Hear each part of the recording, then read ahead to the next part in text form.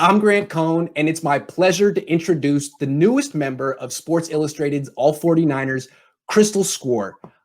She is a terrific writer. She's terrific on screen, and I want to introduce her to you today because you're going to be seeing and reading a lot from her coming up soon. So, Crystal, tell everyone where you're from. Okay, so originally born and raised in Vancouver, British Columbia in Canada. So I lived there for basically my entire life. Last year at the beginning of September, I moved to Toronto because I got accepted into the College of Sports Media, which was a program that basically focused on broadcast and like everything sports, putting you in there as if you're putting on a show from start to finish, whether you're producing, writing, everything you could think of, cameraman, everything. So I did that for a year, but the pandemic kind of ruined my plans and stepped in and was like, you know what, no, pump the brakes here. So I ended up going back to Vancouver to spend 2 months with my family because I thought, you know what, why not? The school was shut down. I could do everything online. While I was back there, I just kind of realized it wasn't for me, that everything they were teaching me was something I already knew how to do or something I wanted to venture off and do on my own without having to pay bucket loads more money for. So basically, yeah, it brought me back to Vancouver, spent so much time with my family, which was incredible. I love my family. I'm a big Italian family and everything. So we love family, love spending time together. And I just figured out a lot of stuff that I'm sure a lot of people have over the pandemic and the lockdown and just thinking about what you need to do in your life. So brought me back to Toronto.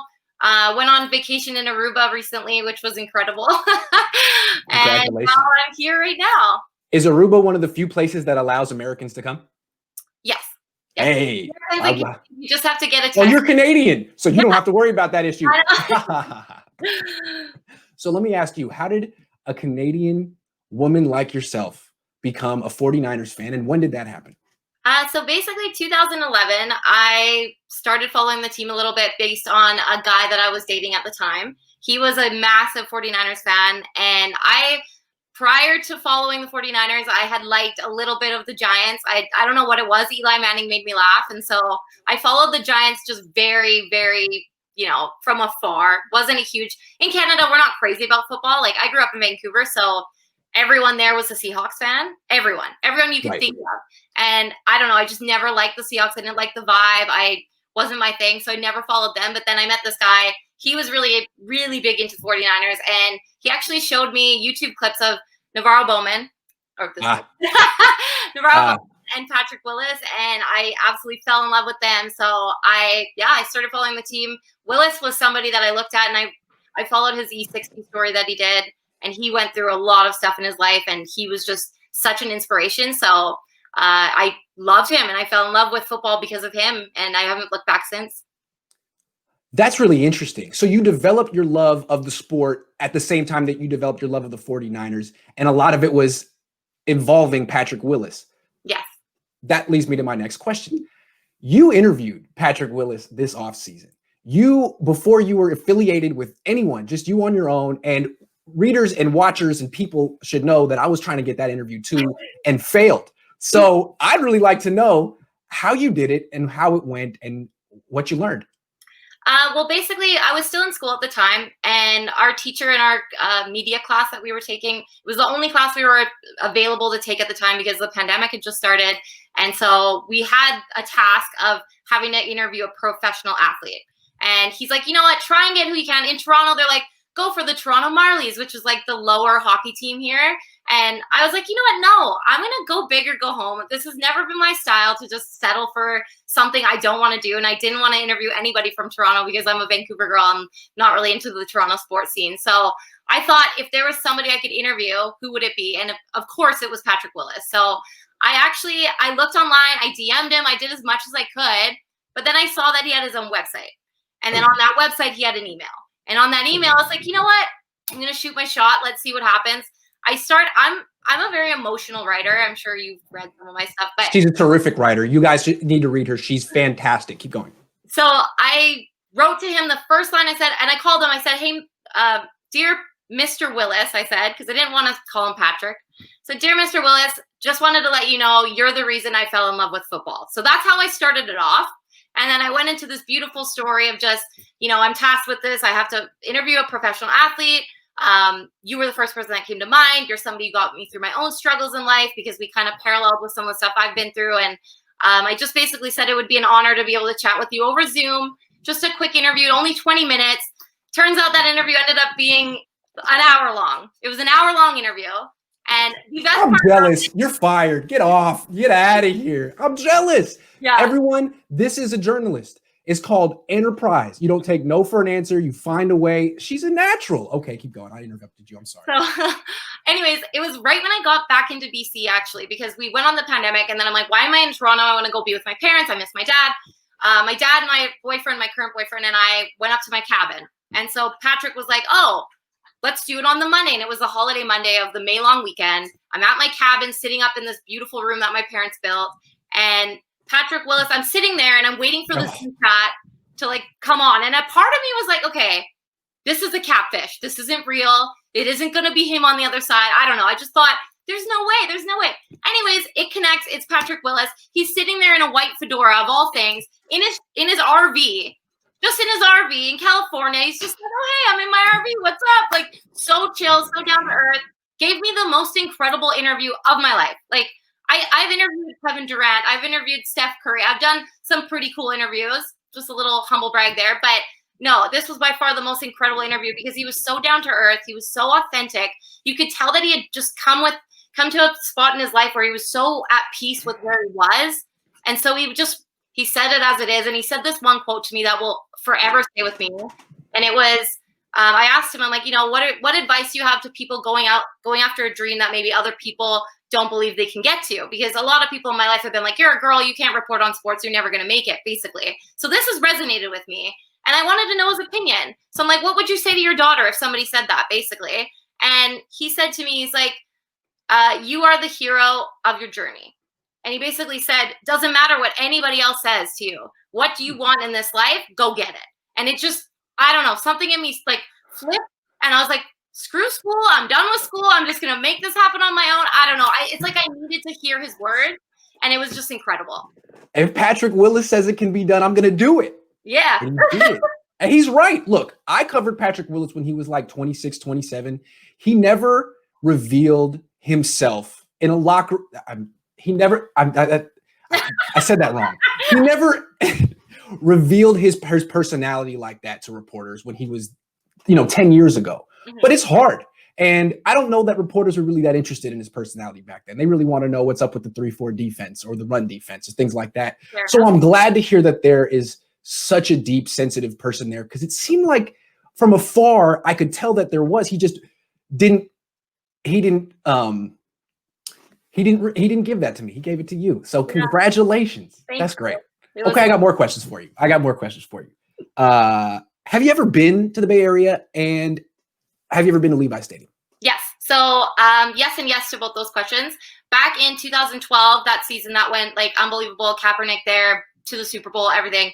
I went and saw my first ever 49ers game at Candlestick, which was incredible. So I can't remember. I think it was against the Colts, I want to say. I'm pretty sure. That was 2013. That was the game that Alden Smith came back and Andrew Luck was okay, 2013. I'm bad with my dates, math. That's fine. But yes, it was 2013, and that was my first one ever, and it was absolutely crazy. I remember just being, because you have to think, the most I ever felt was a hockey stadium at Rogers Center, not Rogers Center. Oh my God, I live in Toronto now. Rogers Arena is Vancouver. No Americans will know that you got it wrong. Don't worry about it. No, I know. So it's a very big difference than going into a cold hockey stadium and cold hockey arena and then walking into a football stadium with all these people, and just you could feel how much they wanted to be there. It wasn't that, oh, we won these tickets, let's go. It was like, no, we're going. This is our team. And that just stuck with me. So that was an incredible experience. I was really sad when Candlestick was closing down and they ended up going to Santa Clara for Levi Stadium. So then I actually went to the game and it was pretty empty. I'm not going to lie. It was a couple years ago. Was it the Shanahan era or before? Shanahan. Okay. But yeah, and Jimmy G was there, and it was like he didn't get injured yet at that game. So okay, I hear you saying. Okay. It was a fun game. I don't really remember it. I'm not gonna lie, I had a couple beers, but it was really fun. It was empty, but it wasn't like I still felt the vibe, and I still felt this is my team, no matter what. No matter what they do, this is my team. And Jimmy, they won it. So it was great. What'd you think of the Bay Area? And what'd you think of the South Bay? Oh, so where Candlestick was a little dodgy. Yeah. A little dodgy. I stayed at the hotel like right around the corner from the stadium. You did? That's a mistake. I did. Oh my goodness. They had bars all over, and it was like, I don't know what I'm doing here. It was very scary, but my goodness. I made it out. It's fine. It's a story now, right? I think it's a story. Yeah. Weird people, but I don't know. Maybe they're really cool. I don't know. It was dodgy, but definitely dodgy's the right word for sure. Keep going. Yeah. When I went to Levi Stadium, it was a very different experience, and it was beautiful. Absolutely beautiful. I could order food from my phone, which was crazy. I didn't even think that was a thing. Yeah, you can't do that at Candlestick. No. Tell people where you went to undergrad and what you studied, because I'm interested. It's interesting. Yeah, it's a kind of a weird story, but basically, I had lived in Australia for a little bit, and I didn't know what I wanted to do in my life. This was when I was 21 years old, and I was just kind of like exploring my options, traveling, doing whatever. And I kept a diary every day because I was like, you know what? I love writing. There's something about writing. I used to follow this one reporter when I was younger, Dave Gary. He was my favorite. And he used to do these amazing stories that were not just your typical, news story, somebody's house burned down. It was like, no, he went beyond that and like really tapped into the emotional side of a story. And I loved that. So when I started writing, I tried to tap into what he did. And I tried to tell stories, not just from what I'm seeing, but more so from what I'm feeling. And I started doing that. And while I was in Australia, I'm like, you know what? I want to do writing. Maybe I'll be a writer. And then my parents were like, you're not going to make much money doing that. So don't write a book. Like, just keep doing what you're doing. And I ended up looking into journalism programs. I came across BCIT, which is the British Columbia Institute of Technology. But their wait list was 2.5 years, 3 years to get into it. So it was basically a broadcast journalism program. And I thought, okay, maybe I'll take just the writing route because I like this. This is fun. I'm passionate about it.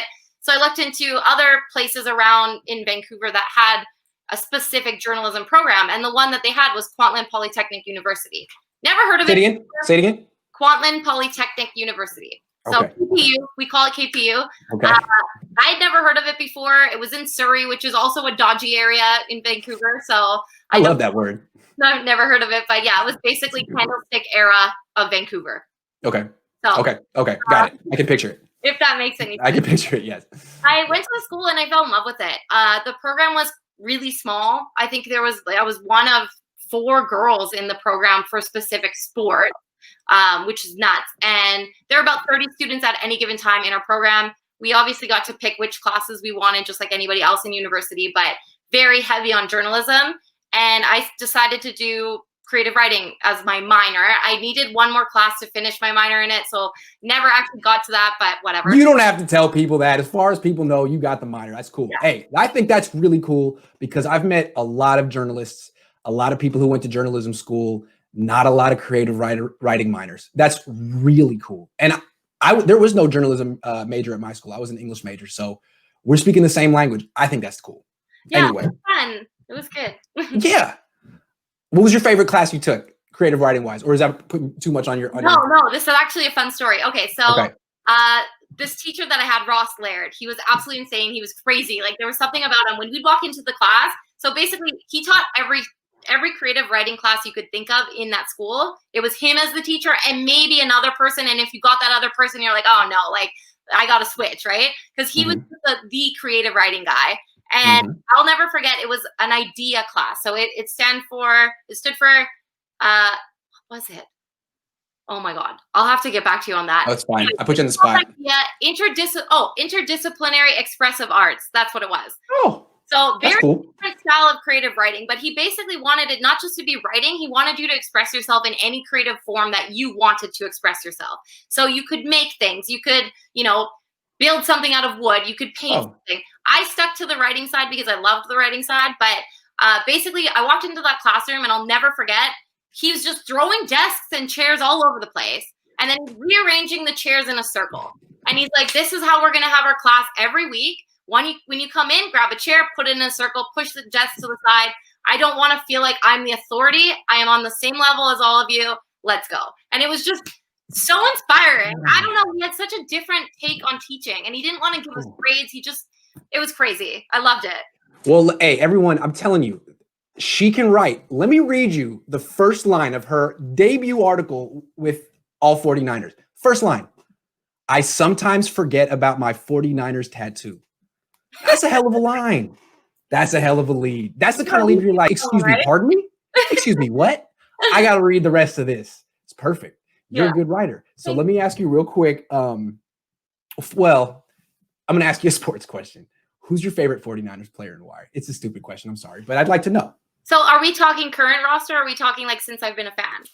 Current roster, because I know the answer is Willis. Okay, yeah, I was going to say Willis and then kind of Kaepernick. Kaepernick was incredible. He also kind of played a big role in my life. But I'd say current right now, just with the interactions that I've had and everything. So, like, I used to be pro Jimmy G. He was everything to me. I was one of those girls that was like, okay, Jimmy Jawline is everything. But no, I think George Kittle. It's 100% George Kittle. So just his personality. And you know what it does it for me is behind the scenes, how he is with his wife. I don't know. I see this an amazing person, and I can feel his vibe. And he's not only an amazing football player, and we didn't see the George Kittle I remember in this past game from this weekend, and that's fine. He'll come back. It's fine. It's fine. Money does some things to people, but I don't know. He's just an incredible person, and he's somebody that I know at the end of the day, if ever I had an interview with him, it'd be the most fun interview ever. So, yeah, it's George Kittle. Good answer. He's no Ross Dwelly, but he's pretty good. Okay, I'm just kidding. Let's finish it this way. A few months ago, before you joined All 49ers, I blocked you on Twitter. Yeah. I straight up blocked you. So why don't you tell people that story real quick and we'll end on that. So, you know what? I don't even know what I commented on because I didn't go back and look. I don't know. I'm one of those people that I say sassy things all the time. And I think that you're kind of like the counterpart of that, like a male version of it. And so when I hear people saying things that disagree with my sassiness, I think it strikes something inside of me a little bit. So I saw something and I retweeted whatever you said. And I was like, you know, Grant sounds like a crazy ex-girlfriend that won't leave you alone or something. Like, why is he working for Sports Illustrated? I don't know. Somebody hire him or hire somebody else. See, that's funny. That was good. And the thing about it is it was such a sassy tweet. It was such a good burn. I couldn't ignore it. Usually I can ignore stuff like that. But like you had like 400 likes and I was like, I know. That was a lot got of that time for me too. And I was like, okay, did I do something I shouldn't have done here? And I got a little worried. And then I go and look and he blocked me and I was like, oh, and I retweeted that too. Oh. No, I deserve that. That was a very thin-skinned moment and I pride myself on my thick skin. So yeah. Anyway, no, I like the block button, so I get it, but I'm glad you unblocked me. So here we are. Yeah. Well, this goes to show you that a lot of times the best relationships in professionally throughout your life are after conflict. 100%. You hate someone and then you work with someone. Yeah, so I agree. But I never hated you. I just couldn't take the heat that one day. No, so. And I'm just sassy. I need to tone it down. Yeah, well, I'm pretty sassy too. So. Well, thanks for coming on, everyone. Get to know Crystal and Reader stuff.